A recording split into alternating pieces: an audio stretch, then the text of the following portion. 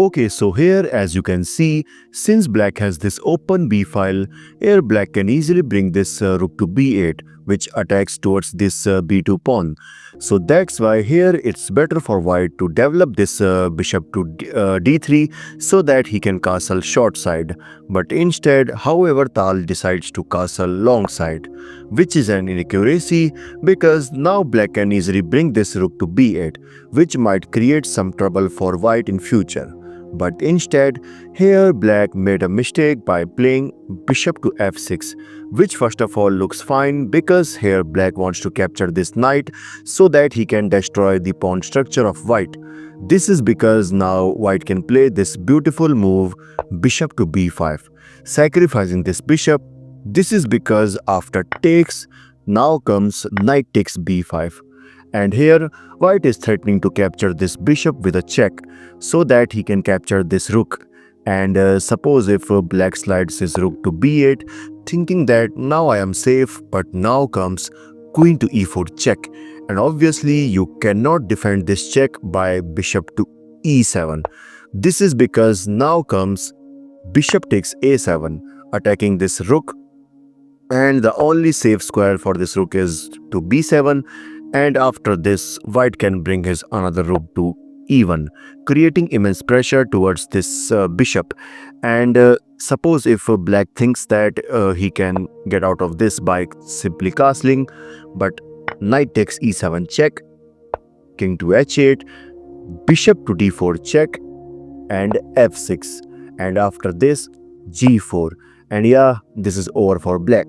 So that's why after queen to e4, it's better for black to simply slide his king, but after that knight takes f6, and obviously you cannot capture this with the knight due to the spin, so that's why queen takes f6, and after this finally bishop to d4, and black has to lose his rook. And yeah, you can see white is winning.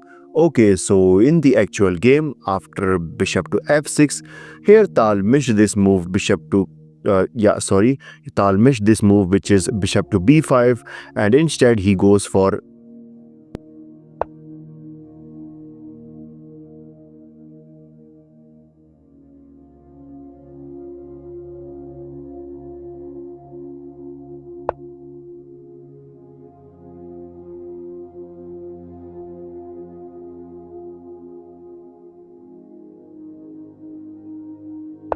but guys, here instead of h4, f5 might be the better option for white so that he can create an attack towards this strong pawn chain.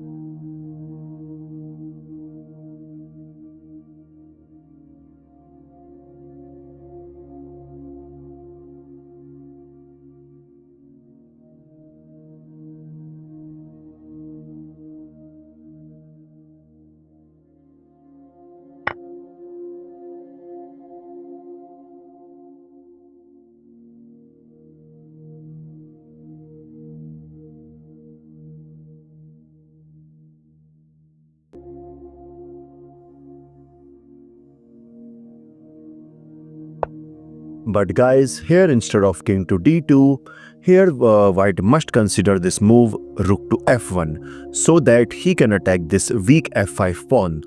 And if black defends this by knight to g3, now comes rook to f3 attacking this knight, and after knight to e4, now comes knight to c3. And yeah, as you can see, here black has some limited moves, so that's why suppose if he pushed h5, now comes knight to e2, and in the next move white will bring this knight to d4, and by this no one can protect this f5 pawn, and by this white will be better.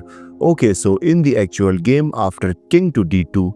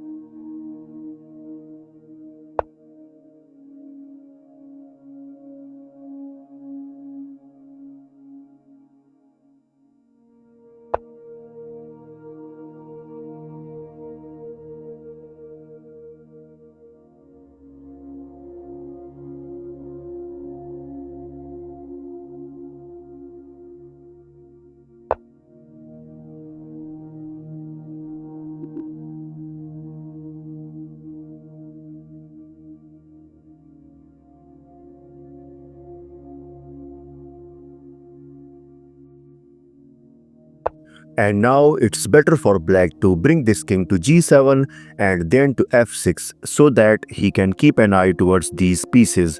But here instead black decides to bring this rook to e6, which allows Tals to play knight to c5, which attacks this rook. And here the best option for black is to go to this e1 square so that he can target these weak pawns. But instead, he made a mistake by playing rook to h6. Okay, so here black is attacking this h4 pawn, but he forgets that moving this rook out from this e6 will allow this white king to go to this e5 square, which Tal done in the game, and which attacks this bishop as well as this f4 pawn.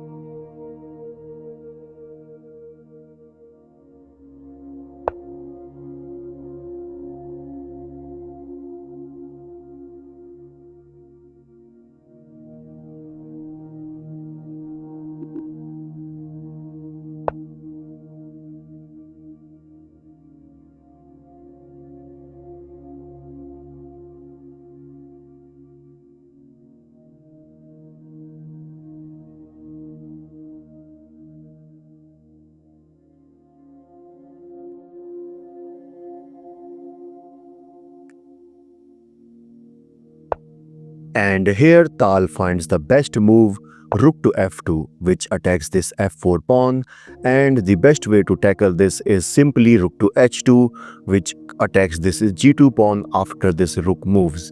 But instead here black goes for a5.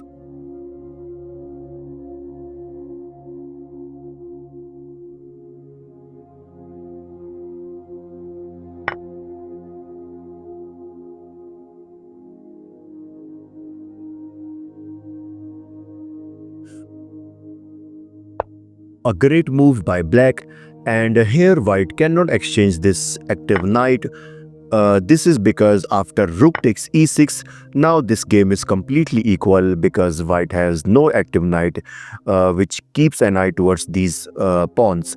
And so here is a lesson that never exchange your most active piece, because maybe that piece is giving you an immense or huge advantage in the game, but after losing it, you might lose your advantage. So that's why after knight to e6, here Tal finds the best move. He gives a check from g4 square.